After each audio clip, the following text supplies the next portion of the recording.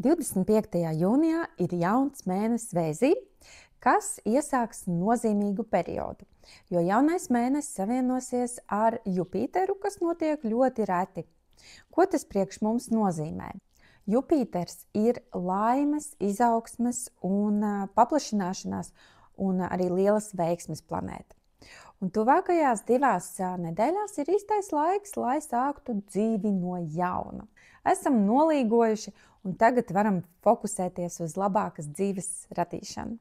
Var kalt nākotnes plānus, uzsākt kaut ko jaunu, manifestēt un vizualizēt savu jauno dzīvi, veikt afirmācijas un spērt reālus soļus, lai kļūtu par to, kādu sevi vēlies redzēt un nonāktu tur, kur vēlies būt. Ja vien ir tāda vēlme kaut ko uzlabot dzīvē.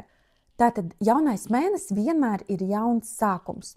Un, kad tas atrodas Vēzī, aktualizēsies tēmas, kas saistītas ar māju, ar ģimeni, drošību, piederības sajūtu. Tagad ir labs laiks radīt mājīgumu gan savās mājās, gan savā sirdī.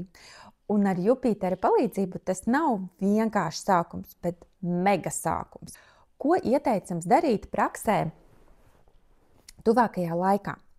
Pirmkārt, vairāk laika pavadam kopā ar ģimeni, rūpējoties un izrādot līdzjūtību.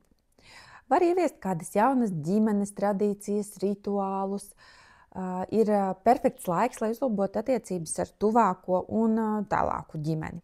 Ir labi pastrādāt ar bērnības un jaunības periodu traumām, caur, piemēram, meditācijām vai jebkādu citu terapiju. Otrakārt, Jupiters atalgo tos, kas no sirds rūpējas par kādu vai veic labdarību. Tāpēc padomā, kā vari palīdzēt kādam, kam tas ir nepieciešams, vai vienkārši izdari kaut ko patīkamu kolēģiem, draugiem vai kaimiņiem. Veic, piemēram, kādu ziedojumu labiem cilvēkiem vai organizācijām, kas uzlabo pasauli. Treškārt, tagad ir veiksmīgs periods uzlabot mājvietas situāciju. Var pirkt un pārdot nekustamo īpašumu vai kaut vai atvērt krāju kontu tā iegādēji. Veicam remontu, radam mājīgumu visos veidos. Var droši uzlabot kaut ko interjerā. Tuvākās nedēļas mums katram arī aktualizēs mājas un ģimenes jautājumu. Radīsies iekšēji nepieciešamība pēc piederības, pēc kaut kā sava, pēc savas miera ostas mājās, pēc drošības. Un nebrīnies, ja rodas sajūta, ka gribas vīt ģimenes līgzdiņu ar bērniņiem, vai vienkārši, lai blakus ir mīlošs cilvēks. Vientuļie un brīvie cilvēki var tomēr sagribēt būt attiecībās. Un vispār kopumā būs vieglāk iziet uz kompromisiem un pieņemt otru. Tikai uzmanieties no galējības, kad mēs pārāk saplūstam ar savu mīļoto vai savu bērnu vai savu mammu, jo tagad tieši ir aspekts ar Neptūnu, kas uzliek tādas tā kā rozā brilles un var aizmirst par robežām, kur beidzas es un sākas otrs. Un vēl šajā laikā ir ļoti svarīgi uzturēt pozitīvu noskaņojumu, ticēt gaišai nākotnē, jo Jupiters visu paplašina. Un tātad, ja būsi drūms, nomākts un depresīvs šajā periodā, jūnija beigas un jūlija sākums, tad līdz ar to arī šīs sajūtas aizvien pieaugs.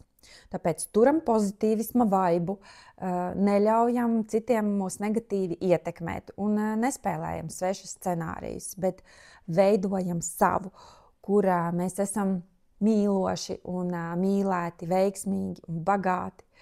Un par to, kā piesaistīt un noturēt šo sajūtu, stāstīšu nākamajos video, tāpēc piesako un atceries par energoapmaiņu. Liec laiku vai pārsūti šo video kādam, kam noderētu zināt, ka jauns mēnesis tuvākajā laikā ir obligāti jāizmanto, lai aktivizētu veiksmes enerģijas un uzsāktu jaunu realitāti.